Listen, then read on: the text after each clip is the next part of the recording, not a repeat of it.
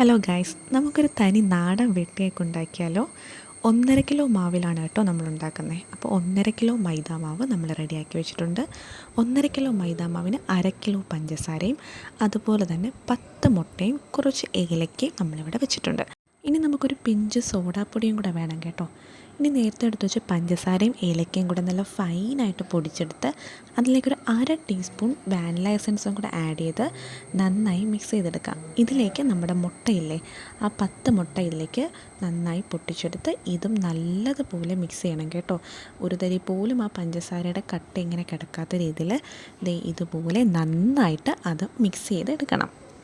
ഇനി ഇതിലേക്ക് കുറേശ്ശെ നമ്മുടെ മൈദാമാവ് ആഡ് ചെയ്ത് കൊടുക്കണം. ഒരുമിച്ചിടേണ്ട ആവശ്യമില്ല. ഇങ്ങനെ മിക്സ് ചെയ്ത് ഓരോ സ്പൂണായിട്ടിട്ട് ഈ ഒരു പരുവാകുമ്പോഴത്തേക്കും ഇനി നമുക്ക് കൈ കൊണ്ട് നല്ലതുപോലെ കുഴച്ചെടുക്കണം കേട്ടോ. നന്നായി ഇത് മിക്സ് ചെയ്ത് നമ്മുടെ ചപ്പാത്തിയുടെ മാവൊക്കെ ഇരിക്കുന്ന പോലെ ഈ ഒരു പരുവത്തിൽ മാവ് നന്നായി കുഴച്ച് നല്ല സ്മൂത്താക്കി എടുക്കണം കേട്ടോ.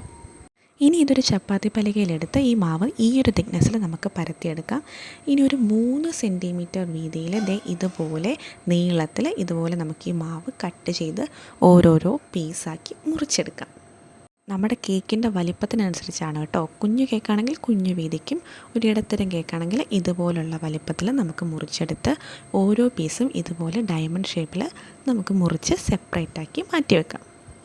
അങ്ങനെ നമ്മൾ മാവെല്ലാം മുറിച്ചത് ഇതുപോലെ ഡയമണ്ട് ഷേപ്പിൽ മാറ്റി വെച്ചിട്ടുണ്ട്. ഇനി ഒരു ചട്ടിയിലേക്ക് പാം ഓയിൽ ഒഴിച്ച് നല്ലതുപോലെ ചൂടായതിന് ശേഷം നമ്മുടെ ഈ മാവ് ഓരോ പീസായിട്ട് നമുക്ക് ഇതിനകത്തേക്ക് തിളച്ച എണ്ണയിലേക്ക് ഇട്ട് കൊടുക്കാം. ഇനി നമുക്ക് ഈ കേക്ക് പൊടിഞ്ഞു പോവാതെ ഇടയ്ക്കിടയ്ക്ക് തിരിച്ചും മറിച്ചും കൂടി ഇടണം കേട്ടോ, അല്ലെങ്കിൽ അടി കരിഞ്ഞു പോകാനുള്ള ചാൻസ് ഉണ്ട്.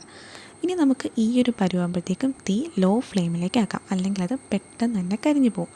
അകം വേവാനുള്ള ചാൻസ് കുറവാണ്. അതുകൊണ്ട് ഈ ഒരു സമയമാകുമ്പോഴത്തേക്കും തീ ഹൈ ഫ്ലെയിമിൽ നിന്ന് ലോ ഫ്ലെയിമിലേക്ക് ആക്കണം. എന്നിട്ട് നമ്മുടെ കേക്ക് ഇതുപോലെ നല്ല ഗോൾഡൻ ബ്രൗൺ ആകുമ്പോഴത്തേക്ക് റെഡി ആയിട്ടുണ്ട്.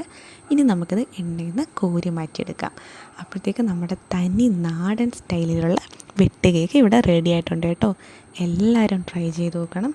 നല്ല സൂപ്പർ വെട്ട് കേക്കാണ്. നല്ല ക്രിസ്പിയാണ്, നല്ല സ്വീറ്റായിട്ടുള്ള നല്ലൊരു വെട്ട് കേക്കാണ് കേട്ടോ. നമ്മുടെ കടയിൽ നിന്നൊക്കെ വാങ്ങില്ലേ, അതുപോലെ നല്ലൊരു വെട്ട് കേക്കാണ്. ഈസി ആയിട്ട് ഉണ്ടാക്കാം. എല്ലാവരും ട്രൈ ചെയ്ത് നോക്കുക. Thank you.